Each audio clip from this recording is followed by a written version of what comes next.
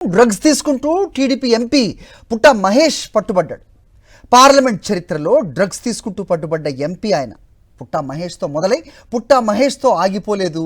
ఇలాంటి వాటి పట్ల చంద్రబాబు వ్యవహరించిన తీరు అత్యంత దారుణం. ఒక పాలకుడిగా చంద్రబాబు వ్యవహరించలేదు అంటూ ఆగ్రహం వ్యక్తం చేశారు వైఎస్ జగన్. తప్పు చేసిన వారి పట్ల చంద్రబాబు చర్యలు తీసుకోలేదన్నారు. అందుకే విచ్చలవిడిగా అన్యాయాలు జరుగుతూనే ఉన్నాయన్నారు. అత్యాచారం చేశారని, ఆపై మోసం చేశారని బాధితురాలు స్వయంగా ముఖ్యమంత్రికే ఫిర్యాదు చేస్తే దానిపై కమిటీలంటూ ఆశ్చర్యం వ్యక్తం చేశారంటూ ట్వీట్ చేశారు వైఎస్ జగన్.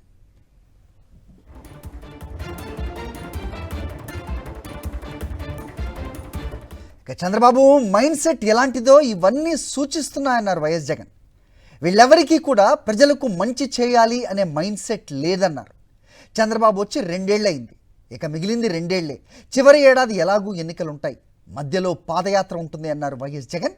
జగన్ 2.0లో కార్యకర్తలకు పెద్ద పీట వేస్తామన్నారు ఆయన. కార్యకర్తల ద్వారానే ప్రజలకు మరింత మంచి జరుగుతుందన్నారు వైఎస్ జగన్మోహన్ రెడ్డి.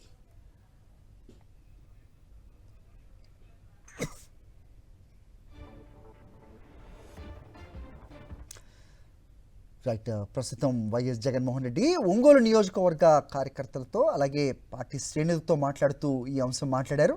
వైఎస్ఆర్సీపీ పాలనకు చంద్రబాబు పాలనకు మధ్య తేడాను ప్రజలు గుర్తించారని వైఎస్ఆర్సీపీ అధినేత మాజీ ముఖ్యమంత్రి వైఎస్ జగన్ చెప్పారు.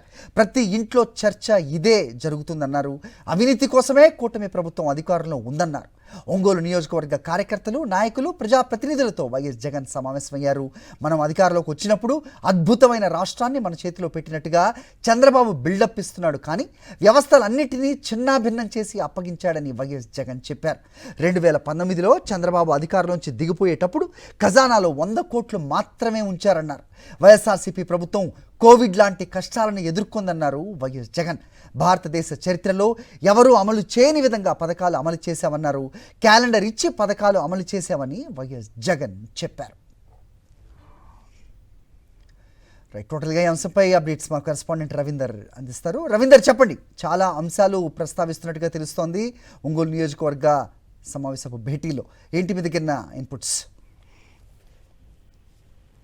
మరి ఒంగోలు అసెంబ్లీ నియోజకవర్గానికి సంబంధించిన కార్యకర్తలతోటి వైఎస్ జగన్ సమావేశం అయ్యారు. ఈ సందర్భంగా పార్టీ కేంద్ర కార్యాలయంలో జరిగినటువంటి సమావేశంలో అనేక కీలకమైనటువంటి అంశాల గురించి ఆయన ప్రస్తావన చేశారు. ప్రధానంగా గతంలో ప్రభుత్వం వైఎస్ఆర్ కాంగ్రెస్ పార్టీ ప్రభుత్వం ఉన్నప్పుడు జరిగినటువంటి మేలు, అట్లాగే ఇప్పుడు చంద్రబాబు గవర్నమెంట్ లో జరుగుతున్నటువంటి అంశాల గురించి జనం చాలా స్పష్టంగా ఒక బేరీజ్ కూడా వేసుకున్నటువంటి పరిస్థితుంది. ఈ ప్రభుత్వం వచ్చిన తర్వాత అవినీతి అక్రమాలే తప్ప ప్రజలకు సంబంధించినటువంటి మేలు ఏ ఒక్కటి జరగట్లేదంటూ కూడా వైఎస్ జగన్ అనేక అంశాలను ఉదాహరణగా చెప్తూ కూడా ఆయన ప్రస్తావన చేశారు.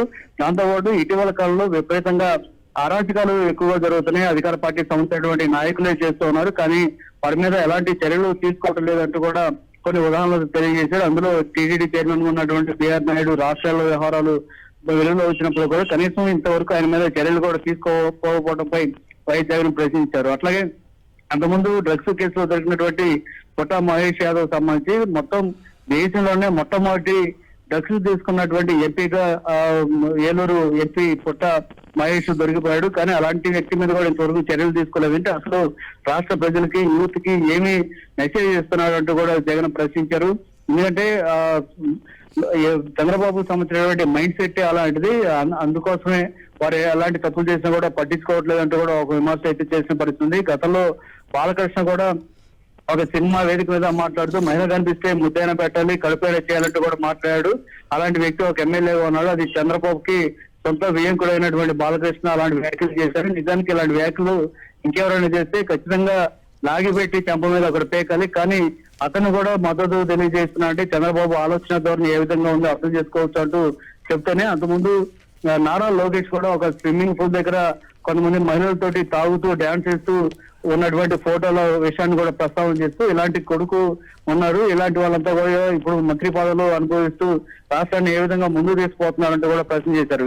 ఇదే విషయం మీద ఒక టీవీ ఛానల్లో చంద్రబాబు కూడా మాట్లాడుతూ ఈ అంశాన్ని ప్రస్తావన చేసినప్పుడు నేను ఇంతకంటే చాలా ఎక్కువ చేశానంటూ చంద్రబాబు కూడా దాన్ని గొప్పగా చెప్పుకున్నటువంటి వైనాన్ని గుర్తు చేసినటువంటి వైఎస్ జగన్ ఇలాంటి నాయకులు చేతుల్లో రాష్ట్రం ఉంది కాబట్టి ఇంత అధోగతి పాలవుతుందంటూ కూడా ఆయన ఆగ్రహం వ్యక్తం చేసినటువంటి పరిస్థితి. కాబట్టి ఇలాంటి పరిస్థితి నేపథ్యంలో వైఎస్ఆర్ కాంగ్రెస్ పార్టీ చాలా స్పష్టంగా ముందుకు రావాలి, పోరాటాలు చేసేందుకు ముందుకు రావాల్సినటువంటి పరిస్థితి అని చెప్పారు. పార్టీ అనేది కేవలం జగన్మోహన్ రెడ్డిదే కాదు, మొత్తం కార్యకర్తలు నాయకులకు సంబంధించింది. ఇది విలువలో విశ్వసనీయత మీద పుట్టినటువంటి పార్టీ కాబట్టి అందరూ కూడా ఇందులో మమేకం కావాలి. ప్రజలకు సంబంధించినటువంటి ఏ సమస్యలు వచ్చినా వారి కష్టాలు తీర్చేందుకు, ప్రజా ఉద్యమాలు చేసేందుకు కూడా రెడీగా ఉండాలంటూ కూడా వైఎస్ జగన్ ఒంగోలు కేడర్ కి సంబంధించినటువంటి సమావేశంలో ప్రస్తావన చేశారు. హరి రైట్. అయితే ప్రస్తుతం ఈ డ్రగ్స్ తీసుకుంటూ పట్టుబడ్డ తెలుగుదేశం ఎంపీ పుట్ట మహేష్ యాదవ్ అంశం, అలాగే టీటీడీ డైరెక్ట్గా టీటీడీ చైర్మన్ అయిన బిఆర్ నాయుడు చేసిన నిర్వాకం,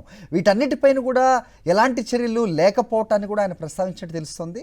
రవీందర్, ఖచ్చితంగా వీరిద్దరే కాదు, అంతకుముందు కూడా అనేక మంది అహ్మదాబాద్ ఎమ్మెల్యే రవికుమార్ సంబంధించి వచ్చినటువంటి అంశం మీద కూడా ఎలాంటి చర్యలు తీసుకోకపోవడం మీద కూడా ఆయన ప్రస్తావన చేశారు. పుట్ట మహేష్ యాదవ్ సంబంధించి అయితే కనీసం ఆయన పార్టీ నుంచి సస్పెండ్ చేసి ఎలాంటి కార్యక్రమాలు చేయలేదు, ఎంపీ పదవి నుంచి అప్రోచ్ చేసేటువంటి కార్యక్రమం కూడా చేయకపోవడం ఆయన ప్రస్తావన చేశారు. బిఆర్ నాయుడు సంబంధించి అయితే కనీసం పిలిచి వార్నింగ్ ఇచ్చింది కూడా లేదు, పైపిచ్చు ఒక కమిటీ అనేది కూడా లేకుండా చేసినటువంటి పరిస్థితి. ఏం జరుగుతుందంటూ కూడా ప్రశ్నించారు.